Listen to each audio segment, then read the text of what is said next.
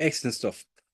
Hi, folks. Welcome along to tonight's funding panel as part of the FMC Regional Development Project. And I'm joined by three people who've got money, and they're going to tell us how basically they distribute their money. So I'm very pleased to be joined tonight by Ray Yeates from the Dublin City Council's Arts Office, Tara Bulger from the Arts Council, and Sharon Barry from Culture Ireland. Some of these people have been on this panel before, so they know the lie of the land. So what I'm going to do is ask each one of them to say hello and just kind of introduce themselves and their office and what they do. Starting with you, Tara.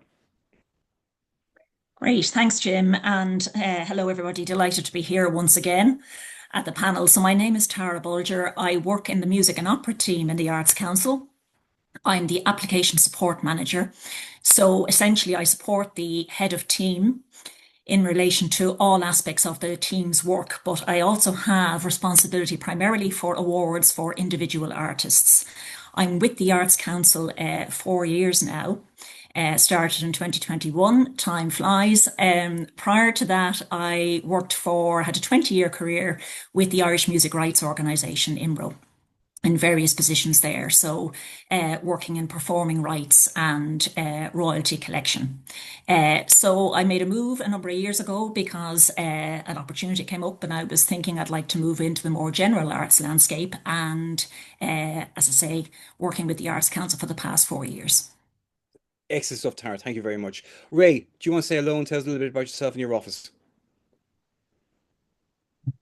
Hi, I'm Ray Yeates. I work for Dublin City Council in the role of the City Arts Officer.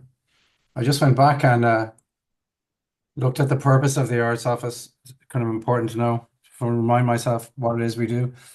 Dublin City Council recognises the unique and transformative role of the arts in the life of its residents, businesses and visitors. The arts are a critical component of Dublin City Council's cultural strategy and a key pillar of Dublin's cultural identity and international audience and reputation. The City Arts Office is a developmental unit, and I'll talk a lot about that later. Within Dublin City Council, it supports quality, access, participation, learning, and innovation in the arts through collaborations and strategic partnership at local, regional, international levels. So I worked in the theatre for 30 years before I joined the council, and I'm 14 years in the council, so I'm not young anymore. But probably the most important thing I would say is that is what I was told when I raised money all my life in America was, if you ask for money, you're going to get advice. If you ask for advice, you're going to get money. I'll leave it at Cool. that. That sounds quite good. So great to have you on board, Ray. So we'll come back to you now in a minute. So last introduction tonight then from Sharon. Hiya, Sharon. Welcome back to the FMC RDP. Hi, Jim. Hi, everybody. It's great to be here. My name is Sharon Barry, and I'm the Director of Culture Ireland. And we can talk about Culture Ireland again in a few minutes. Prior to that, I suppose I've been director for the last 3 years. I also, during COVID, ran and I'm still running the Basic Income for the Arts pilot program. I also looked after all of the live entertainment supports. During COVID, we gave out about 85 million to keep the live entertainment sector viable somewhat anyway, during COVID. And prior to that, I worked in the department on arts policy for many years, doing capital funding for art centres all around the country, and doing digitisation policies with the national cultural institutions like the National Library and the National Gallery. Excellent stuff, Sharon. Thank you very much for coming on board. And before we go any further, big thanks to Sheila Stewart and the team at Fingal County Council Arts Office as well for facilitating tonight's kind of discussion as well. So what I'm going to do is I'm going to start with Tara because, like, I just want to get a rundown from each one of our three guests about, like, just what are the most important funding opportunities available from their offices. And also, if there's any impending deadlines that any of the participants here should be aware of if they're looking to apply. Tara. Hey, thanks, Jim. So, just to say from the outset, and I think this is important to say, that Arts Council funds artists in two ways. Firstly, indirectly, through the funding that we have with our arts organisations like arts centres, strategically funded organisations who also have opportunities on their side for artists. So that's the indirect funding that the Arts Council does. And then we have the direct funding through the schemes we offer for individual artists. Some of them are open to individual artists only, and some will be open to organisations and individuals. So I think the thing for this evening is I'll focus more on these individual awards actually. And there are two main categories, if you like.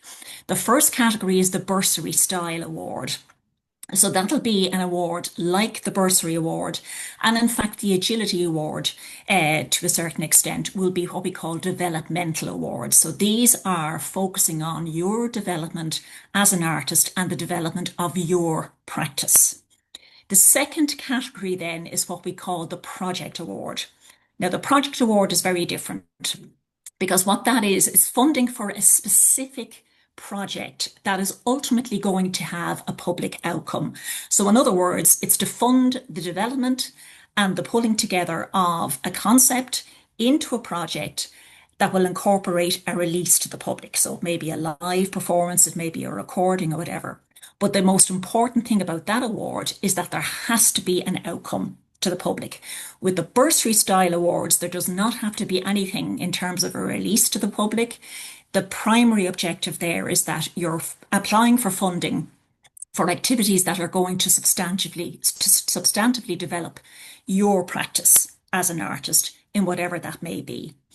Now, in terms of upcoming deadlines, we actually have an upcoming deadline around mid-June for the second round of bursary in 2025. So within music, we offer 2 rounds of bursary. Bursary round 1, which is closed, and the second one now is closing mid-June. So all of the details are up there on the website for that. And then the project award it's going to open at the end of June for applications, closing around the end of July. Now, the Music Project Award, we only offer 1 round in a year. So this year, the Music Project Award will be for projects in 2026. So as I say, that'll close at the end of July. So they're the key things in terms of the 2 types of awards. All of the information is on the Arts Council website, including the guidelines. We can talk a little bit more about that later on. And you can always contact the music team directly with any queries you may have in advance of making an application. So how much? So that's kind of been very thorough. That's very forensic. What you've kind of just pointed out, Tara. So how much money are we talking about that you've got to disperse, and how many awards you make kind of per round? It very much depends, Jim, on the budget that's available, and that won't be known until kind of nearer the time. And then it also is dependent on the number of applications that we get. So what I can say straight up is that every award to the Arts Council is increasingly competitive. We have seen a huge explosion, if you like, in the number of applications that we are getting. So it's very hard to know until a round closes what number of applications will be there, the quality of those applications, and ultimately the amount that can be funded. So it'll vary hugely. But what I would say, just to note from the very outset, is that we get so many more applications than we can possibly fund. It is increasingly competitive, and that's particularly evident in both the bursary type awards and the project awards for individual artists. So it's just important to bear that in mind. Okay, excellent stuff. Same question to you, Ray. So in terms of what's available from the Arts Office in Dublin City Council for musicians, in terms of bursaries, in terms of awards, in terms of kind of funding, can you just give us a quick rundown of that? Okay. Well, again, I think like the Arts Council, but probably far less money involved, is the funding we give to festivals. For example, the Luke Kelly Festival closed last weekend. Musicians would have benefited greatly from the program spend for that festival. We have our own festival run by the Arts Office called Music Town, which opens in 10 days' time. There would have been an open call part of that. There would be open calls attached to most festivals where musicians do benefit, and they're much more like direct employment, right? It's important to say that that public servants, and particularly arts officers, have 2 roles, right? They have a statutory role, which is funding. Do you know what I mean? We're actually looking at exactly how much we give you under which criterion for what grant. That's about 20% of our role, maybe less. Most of our role is developmental, and our developmental role would greatly increase your ability to attract funding, and it will eventually lead to much greater funding than our statutory role. So to give you an example, and hopefully it will change how you will approach arts offices, be interested in what the council is interested in, rather than just what you're interested in, which is, can you give me money for what I do? For example, at the moment, give just a classic example, the area of Clongriffin in Dublin, which is on the border of Fingal, is going to grow from 10,000 people to 30,000 people within 3 to 5 years, right? So it's probably going to have arts facilities, and it's probably going to have new arts spending, and that's going to come to music. So if you lived in Clongriffin and you were a musician, I'd be encouraging you to get involved in your local area, because I think opportunities are going to arise there. That's a developmental conversation. It's not a statutory conversation, because there's no exact thing I can point you at, right? But there's many, many things like that that the council are interested in. And then before I move on to the grants and funds, if you think of the arts and music will be the same as 3 component parts, practitioners, it's probably mostly practitioners that are on the call tonight, or artists. Participants, people who are learning through the arts, like we give a significant amount of money to music generation, because music generation is encouraging learning and participation through the arts. And then there's audiences, people who come and see your work. If you get those 3 things going in your project, you have the virtuous circle and you will attract funding. Councils are mostly interested in participation. They're not branch offices of the Arts Council. They have their own, developmental agenda. The Arts Council, of course, there's a Venn diagram, but the Arts Council is mostly interested in practitioners. We're mostly interested in participants. So, but you can't have great participation in the arts without great practice. There's no point in having a choir if you don't have a great conductor. It won't be a great choir. So getting that understanding of the developmental role and opportunity is going to be key to your income if you're dealing with a council. But if you're just talking the statutory role, we have arts grants, right, which are every year open in September and close in November. And we give out just shy of 850,000 of funding. It's a tiny amount of money when you consider that we have, the amount of institutions and artists in our area. So there are 4 kinds of arts grants. There are bursaries, which are rather like the Arts Council bursary. You do have to be resident in the administrative area. The administrative area of a city council only makes sense to the city officials that work in it. So it's very hard for people to know, God, I live in Rathgar, am I really, I live in, you have to kind of find out where the borders are. But let's say you do live here, so you can apply for a bursary. And lots of musicians do apply for bursaries. And bursaries are there for you to develop your career. You're thinking of doing a new course, get a mentor. You're thinking of a certain, exploring a certain thing for which you need particular vocational support. You might apply for a bursary. There's project grants, and again, I think they're minimum 5,000 and maximum 10,000. Project grants are very rare to get. I think only 12 were given for all of our area last year because of the amount of competition.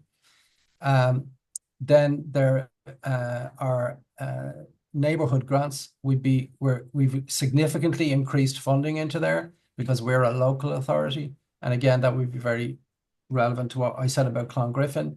If we could find music spreading with musicians and youth groups and residents in a particular area, we would become very interested because it would have that crossover of practice and participation and new audiences. We'd get, if you came to us with a music project for a neighborhood that was genuinely affecting young people, I think you would see a response from the council rather than just your pure gig.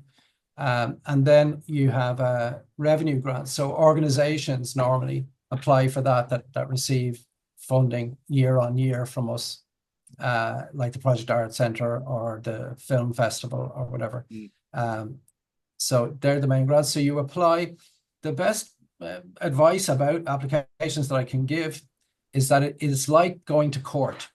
That's how I put it. You're going to court and you're already been found guilty, and you have to appeal as to whether or not you get a better sentence. So you have to provide evidence of everything that you say. So if you want to prove, you've got to prove you've got a track record. And that might be that you have this amount of experience or this amount of training or whatever. You've got to prove that you have an audience. You've got to prove that your project is worthy. So a lot of people are going to write letters of support for you, show you have a reputation. You're going to have to prove that if we give you money that you can manage it, right? That the gig will actually happen. And so it can't just be a wild idea you have. We want to make sure the money is spent well, and even better, doesn't come back to us, that we have to deal with it again. So everything it's very unfair in lots of ways, because some people are very good at writing information down. Some people are not. Some people are very good at communicating this. So not only now have they asked you to play an instrument to an international standard, they now want you to write documents to an international standard, because that's how competitive it is. So it's not judged by only by people from the office, but a peer group, just as in the Arts Council, a peer group will come together. People with real experience in music will look at your application. And it's a torturous process. In the end, there could be very little between certain people. But in the end, they have to make decisions and they have to put marks on it. And people wonder sometimes why applications are so complicated. It's because they are challenged all the time. If we make any mistake of any kind, people will ask us why, when you asked for this and I gave you this, right? So there's usually a line of people in the month following an application who want to challenge the criteria, to challenge the finding, and therefore then more paragraphs are put in to deal with that particular exception or this one, and it grows and grows and grows. So it's not just driven by public servants; it's driven by the public, the bureaucracy that we have. So then they're allocated. But again, you will meet an arts officer who will encourage you an awful lot, and the same arts officer could turn you down for the grant when it comes in, because they met you first of all in their developmental role. They're very encouraging and they really want you. And then you meet them again in their statutory role, and now they're ruthless, trying to make sure that the right person against all the competition works. Okay, excellent. That's really good. And I like the breakdown you made as well between the developmental role, which is encouraging people, and the statutory role, which is going by the book, because that's something that people should be aware of. So we'll come back to that one again. Sharon, do you want to go through the look of the funding from Culture Ireland? Yeah, so I suppose it's important just to situate Culture Ireland in terms of, you come to us at a certain point in your career. So typically people will have, if you think of a pipeline, you'll have started, sorry, my camera just keeps turning itself on and off. I don't know why. You'll have probably started with some local authority funding through an arts officer. Then you get to a certain point, hopefully you're getting Arts Council funding, and then you come to us, really, we're the export office, for want of a better word. So we're providing funding for people specifically to work outside of Ireland. So if you got a gig internationally, you'd come to us for presentation costs. And that's the main bulk of the work that we do in terms of funding artists. So, flights, accommodation, freight, visa costs for North America, things like that. The key difference, I guess, between, say, what Ray does and what Tara does is that we're not, certainly not in our regular grant funding, pitting people against each other in terms of the quality of their project. We do to a certain extent, but mainly what we do is, if you've gotten a gig and somebody is willing to pay you, they're saying we leave it to the presenters to say that they have an audience for what you were doing. So can sometimes be a slightly different process. So the way we would judge the application is more about the quality of that opportunity for you as an artist, where it would place you. So sometimes for one person playing in a room of 50 people can be just as good as somebody else playing in a room of 1,000. It really is about, when you're applying to us, making the case about why this opportunity and why now and why it's important for your career. So I would say, if you're looking to internationalize, sometimes we ask people like, where would you like to tour? And, lots of people will be saying, oh, I'd love to go to Australia and New Zealand. When you ask them why, they don't know why, maybe because it's sunny or whatever, but you need to think about what you're doing and what's the best place for you to bring that in terms of growing your audience. So, I think being a little bit strategic is very important. The other thing we do is we do run showcases. So, again, I would say sign up to our Instagram or to one of the social media platforms to keep an eye out for those calls. So we would run showcases ourselves directly for a couple of North American festivals, like Folk Alliance. We do a new showcase with the Association of Irish Celtic Festivals. We do a showcase at Tradfest every year, but then through First Music Contact, they're one of our annually funded bodies, and they would run showcases in the pop, rock, and indie genres. So you're looking at your South by, uh, you know, um, my brain's Brisket. blank there, Eurosonic, all of there's the whole roster of them. So again, that's, and obviously the key one really is Ireland Music Week, where, Angela and the team are bringing in up to 100 programmers, agents, managers, labels to see those 50 new bands that get selected. So that's a key thing that we fund, and it's a really important way for people to get in front of buyers, which is essentially what you're trying to do when you're, at that point. It's a really great opportunity. So I suppose those are the two ways mainly that we would fund, through showcasing and through regular grant rounds. We do 4 grant rounds a year, so the next one is closing on the 6th of August. And that would be for anything that's happening from November onwards. There's kind of an activity period associated with each of them. And I would say that our application is probably slightly easier because, again, you're coming to us with, if you've got a gig, then a presenter has already said, I like what you're doing, I have an audience for you. So, it's less about, we'll obviously need to know about your credentials, but it's less about maybe the art and more about why is this an important opportunity for you as an artist at this particular time.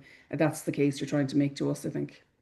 Okay. Question for all of you, like, and actually, I'll stay with Sharon on this. Is like, what are the mistakes you see musicians in particular making? I mean, we know from previous iterations of this panel that visual artists are top of the class when it comes to applying for grants. They seem to have been taught it at a very early age. They know the language to use, whereas musicians have a track record sometimes of not quite being at the races when it comes to availing of funding opportunities. What are the mistakes you've seen musicians make that are easy to fix when it comes to applying for grants and applying for funding?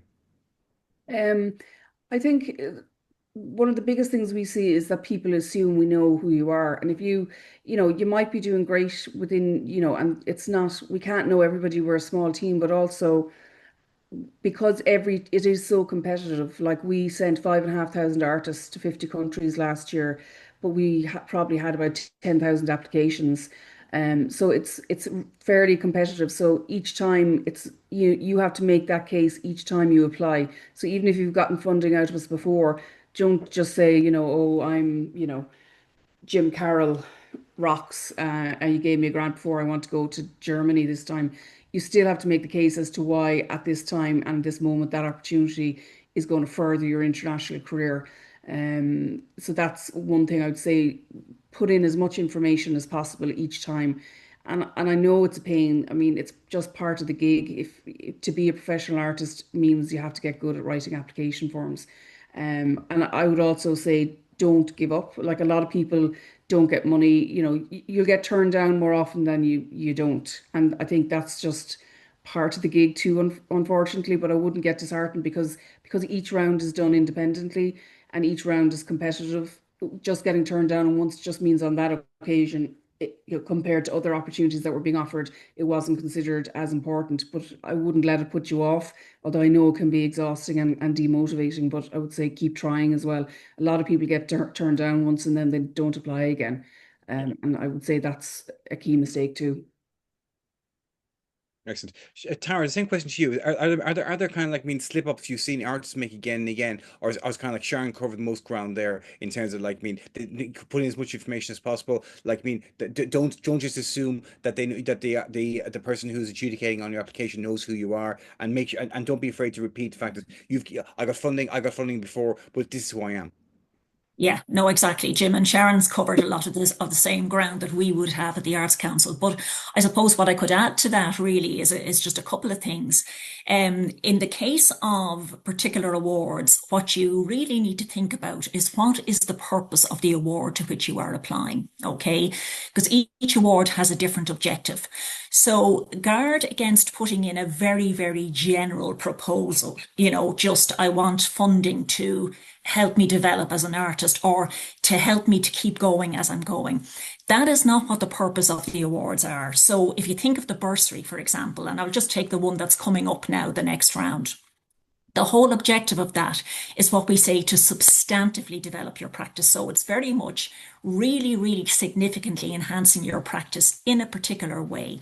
So what you should do as an applicant is think about what you do, what you want to do ultimately, what your goal is and how you're going to get there. So you need to spend time thinking about your proposal before you actually put it down then on paper. Okay. So that's one of the things to say, because, don't just put in general proposals. Think about what you're applying for and really think through from here to the end and how you're going to get there, because that helps the assessor to say, okay, is this going to really be valuable, or how is this going to help the artist on this particular occasion at this particular stage in their career? That'd be the first thing. The second thing to say then is what we try and do. We know the guidelines can be very complicated. We do try and simplify them as best we can, but yet a little bit like what Ray has said there, also based on feedback we get from applicants and based on changing circumstances, they do evolve because, again, we're trying to make sure all elements are covered.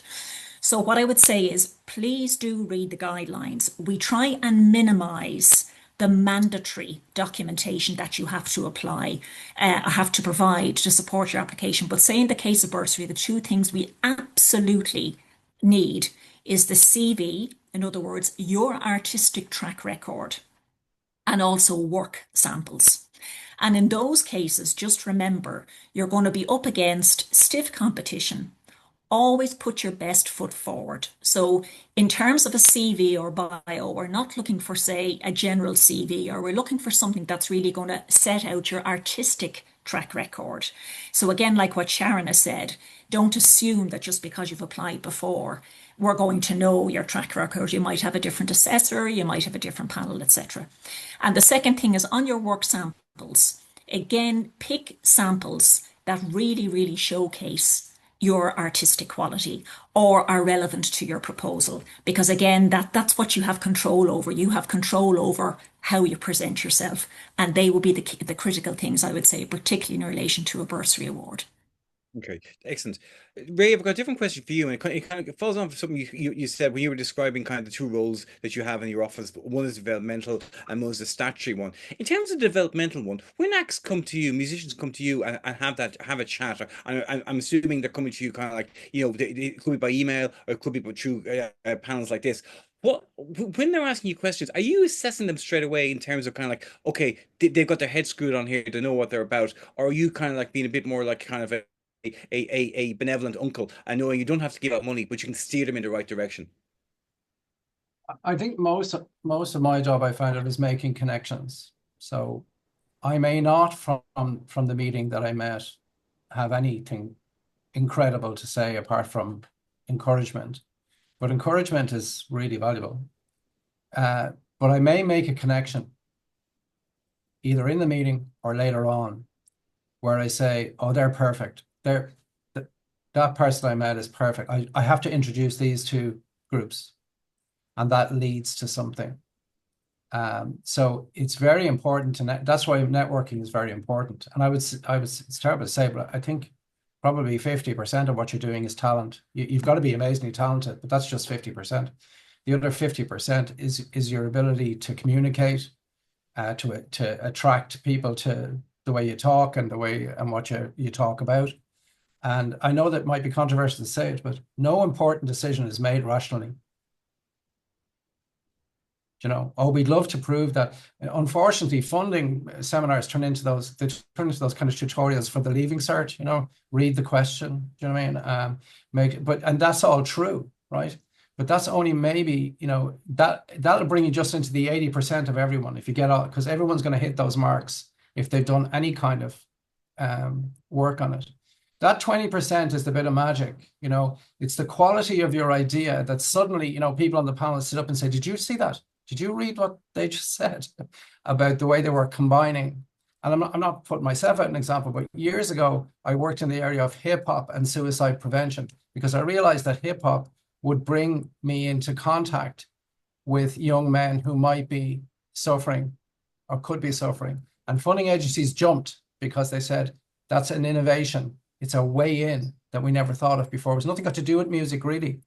They wanted to get to the people who were suffering. But they started to fund music. So don't be worried either about stepping outside the funding, the pure arts funding. You could be getting money as an entrepreneur. You could be getting money for internet development.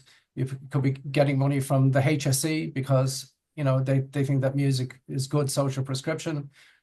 Who cares, right? As long as it's good and it suits you, go after that. And then in Dublin City Council, your funding opportunity will greatly increase because you're now going across other areas rather than arts funding, which is a very small proportion of state funding.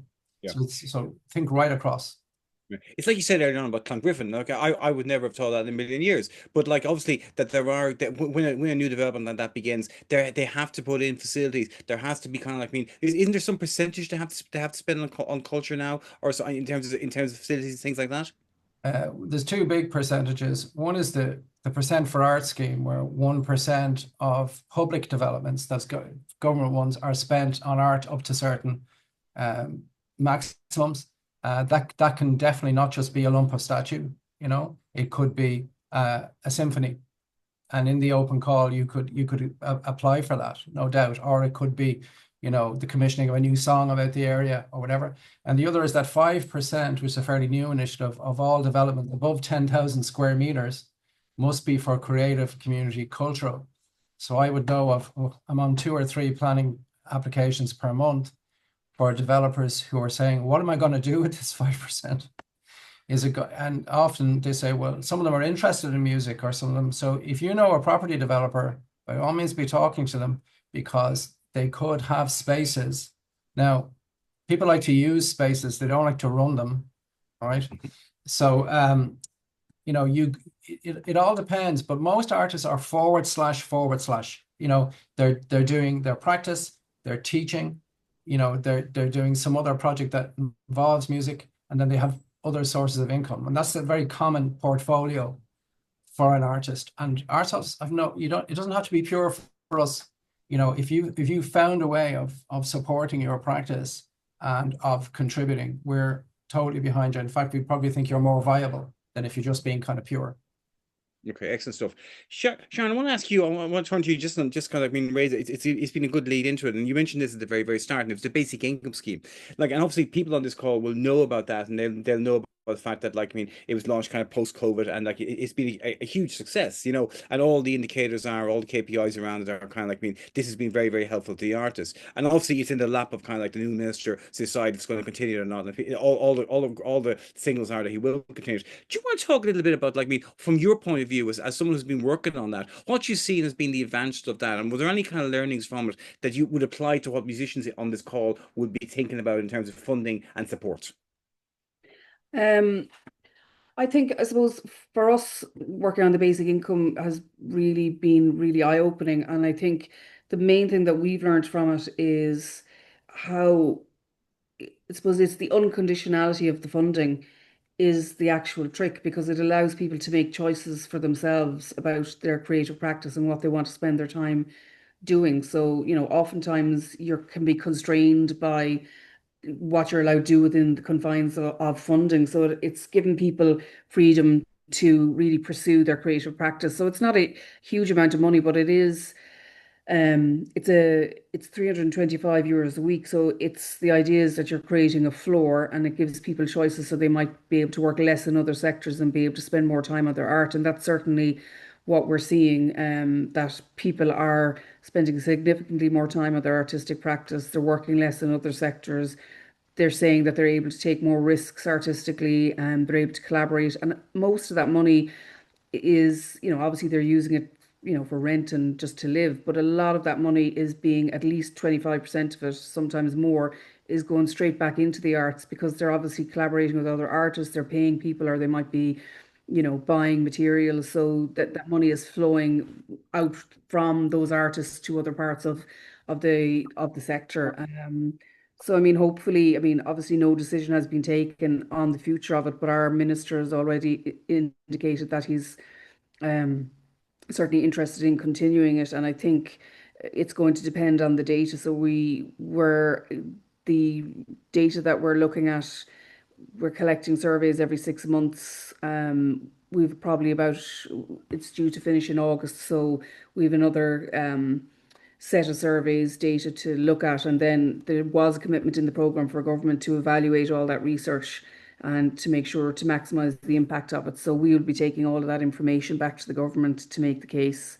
But ultimately, it will require a government decision. So I would say if you think it's a good idea, then you should make sure to talk to, your TDs and make sure that you make your voice heard. I think it's important because, one of the things to think about as well is, any money that's been spent by a government is at the cost of it being spent somewhere else.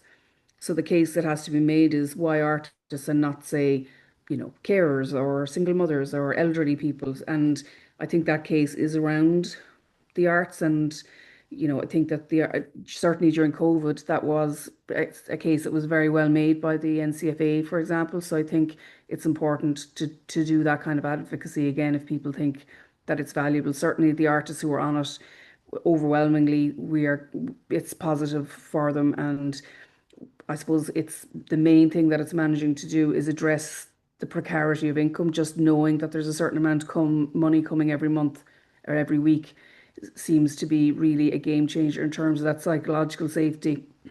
And having that sort of lack of precarity means you can then focus on your creative practice, which, as you all know, a hard thing to do when you're worried about where's the rent coming from, how am I going to pay the electricity. So it's been really far more impactful than we would have even guessed. So the data is all published. I think share it with people, make sure people know about it, and make sure people understand that it absolutely is working for the people who are getting it. But obviously, there's only 2,000 people getting it, which is significantly less than the number of artists in the country. Yeah.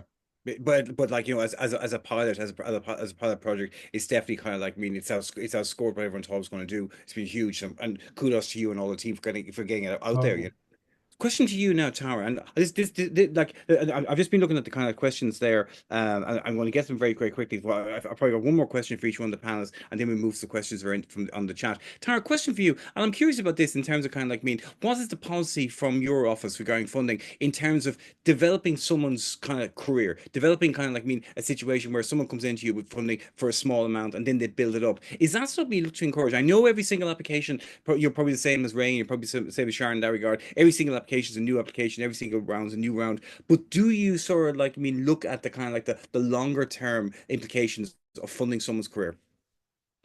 I suppose in general, Jim, what I'd say is not necessarily looking at an artist's career from start, and how it'll evolve as such. In other words, there isn't a clear trajectory within the funding opportunities within the Arts Council that you'll come in, start at a particular level, and you're automatically going to progress. So that's not the way the funding would work. And as you said rightly, each scheme is going to be within its own right, because an artist might need to develop a certain aspect of their practice at a particular time, as opposed to kind of going step by step by step. And also the level of funding for each award is going to vary as well. And that'll be because it'll be dependent on what the applicant wants to do. So say, for example, the bursary award, you can apply for anything up to 20,000. Now, that in its own way is signifying that this particular award is more extensive and much more substantive. So it's probably going to be over a period of a year, usually is what we would say a bursary is going to give you funding for your development over a period of a year. Now, in the case of a project, that's different again, because an artist may, for example, decide that they want to make an album and they want to release an album. Now, that's very, very specific, okay? And the project award under Strand 3, Strand 2 or Strand 3, will allow for that kind of proposal up to a total value of 10,000. So again, it's not, I suppose, and this is something just to say and to make sure that the expectation is managed. Just because you might come in and let's say may have started with an agility award, for example, which will be up to say 5,000. Again, that was a very flexible award. It doesn't necessarily mean that you're going to automatically progress through the next scheme and be successful because again, each scheme has its own objective. So, but having said that, I think in terms of, say, your development as an artist, the thing to say would be, well, look, do look at where you want to go, where you want to be. What are your goals as an artist? Where do you want to get to? Is there something specific you would like to do? And then what we would always say is come and talk to us within the Arts Council, within the team. Now, we can't give you very, very specific information on an absolute definite proposal, but we could certainly give you some kind of guidance as to what might be available to you within the Arts Council under the funding, what might be appropriate, or even direct you elsewhere if there were other opportunities or funding opportunities outside of the Arts Council that we're aware of, we could also point you in that direction.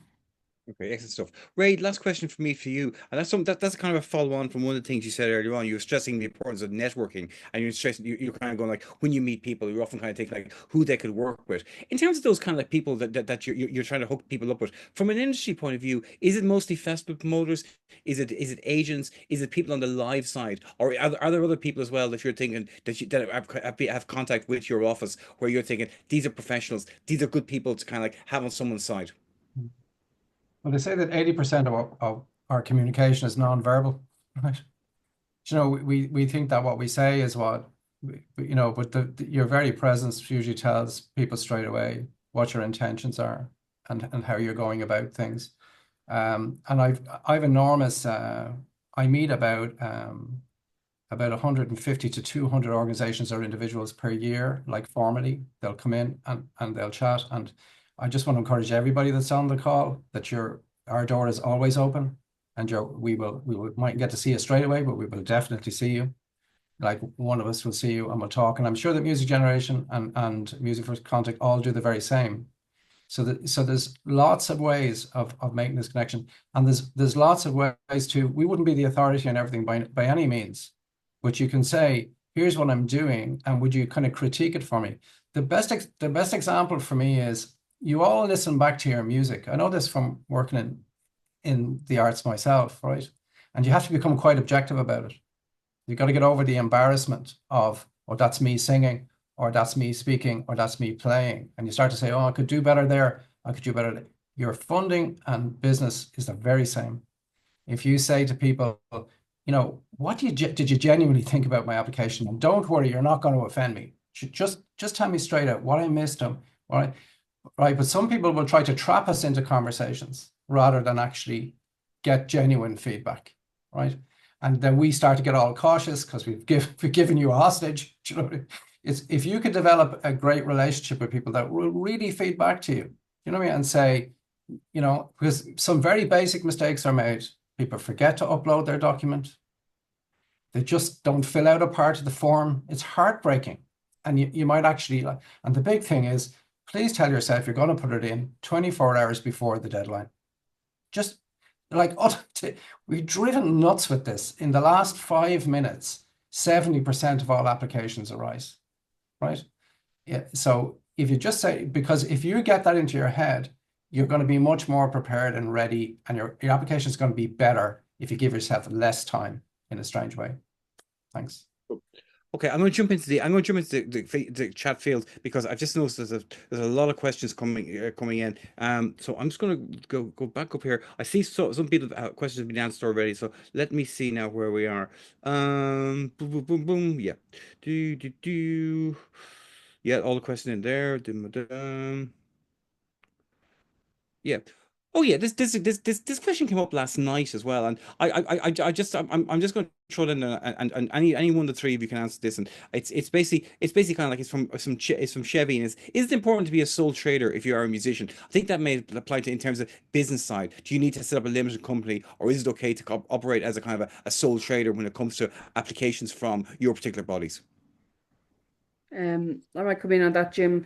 Okay, We Sharon. don't have any strict criteria, but actually in practice, most artists whether they realize it or not, are actually sole traders. Like you actually are running a business for the purposes of applying for grants and tax. So I think it's something that on the basic income, we've been doing sessions with an accountant with the participants, because a lot of people, don't, I suppose, not something that you necessarily learn when you're, learning an instrument or when you're learning how to compose, that those business skills that you do need to have around simple things like keeping accounts and keeping receipts, like of things that are actually eligible business expenses that people sometimes don't realize, buying strings for your guitar, whatever it might be, buying a computer, buying a camera.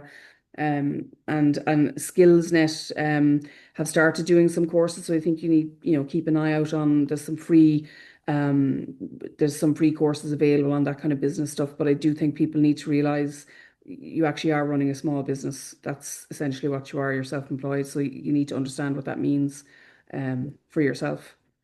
It's also worth like looking at talking to well, for people from your local enterprise office, Leo as well. They can give you a steer in terms of that business side. So thank you for that. Thanks for that question, Chevy. Next question comes from Kieran, and I think that I'm going to aim this question at Tara because he mentions the Arts Council from the perspective of different organisations like the Arts Council. How are different types of music viewed, as in popular music versus composition versus classical music? And are certain organisations more or less likely to fund or help certain types of musician officially or unofficially?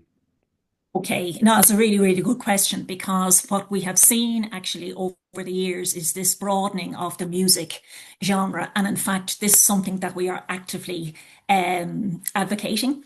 So from the point of view of Arts Council funding schemes and from the music point of view, we are open to all genres. It is genre neutral. Okay. And we are seeing that over the years. We are getting, we've moved away from, I suppose, what the Arts Council may have traditionally been thought of as a funder of classical music or more serious music. That's absolutely not the case. And when you go onto the website, we also post those who have been funded. And you will see very clearly the diversity in the artists that have been funded. So in terms of how it's assessed, and the question there, officially or unofficially, if there's a preference over one or the other, absolutely not. The guidelines are there. Assessment is based strictly on the criteria set out in the guidelines. So first of all, it'll be screened for eligibility, and then each proposal is assessed on the basis of the artistic merit, and that'll be the merit, again, track record within the genre to which it is applying, the objective of the award. Does this proposal, regardless of what the genre is, meet the objective of the award? And then the feasibility. In other words, how likely is it that the applicant will be able to deliver on the basis of the proposal and the information they've provided? So there is no weighting on any particular genre or one type of application over the other. It's all equitable, and it has to be in terms of how applications are assessed. Excellent stuff, Tara. That's very good. So, question here now that I'm going to aim at Ray. Ray's been very good in answering a lot of questions during the course of the chat. So that's great. But there's a question here, Ray, as well. I think it applies to you because you talked about a festival earlier on that this probably applies to. It's a question from Annalise. And is there funding available for small artist showcases? Let's say a small niche festival. You talked earlier on about the what's he saying? Luke Kelly Festival that happened up around here, or I am here in the north end of the city last weekend or over the last while. So is the kind of festival that Annalise is talking about, is that something you would welcome applications for if it was tied into a community, say? Yeah, it depends, doesn't it? I mean, it depends on, like, does it have those elements I talked about? Does it have great practice? Does it have opportunities to participate? Does it have a diverse audience? Like, if you can show that rather than just one of those things, if you could say, we're going to do our festival, it's going to be for the people of Clongriffen's getting out now, it's going to be for the people of Clongriffin.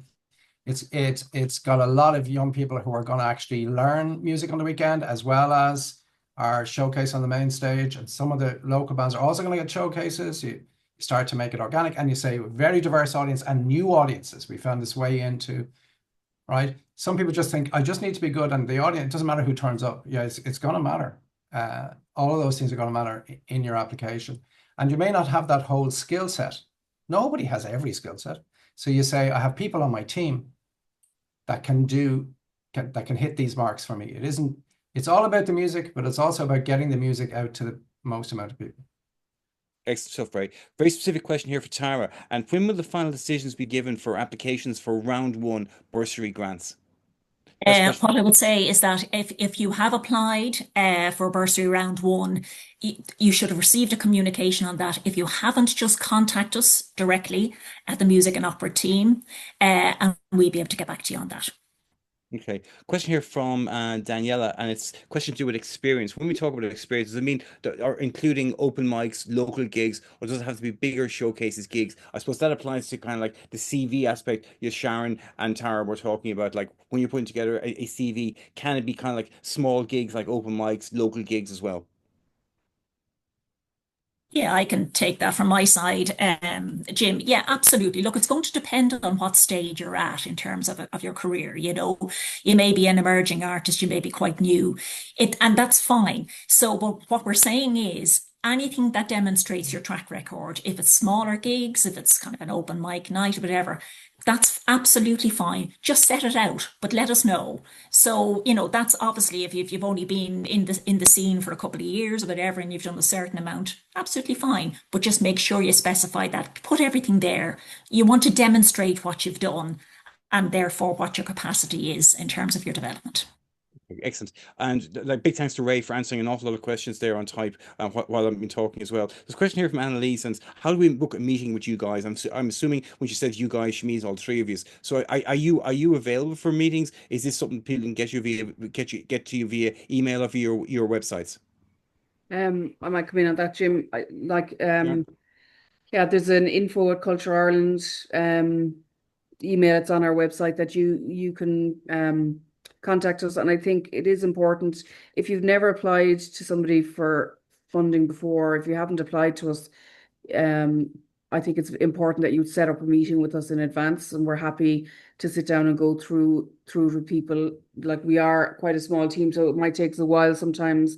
So I wouldn't be doing it like 2 days before an application deadline is due to close. But rather than putting in an application and getting turned down, you might be able to overcome some of those obstacles by talking to us in advance. So we're always happy for people to reach out.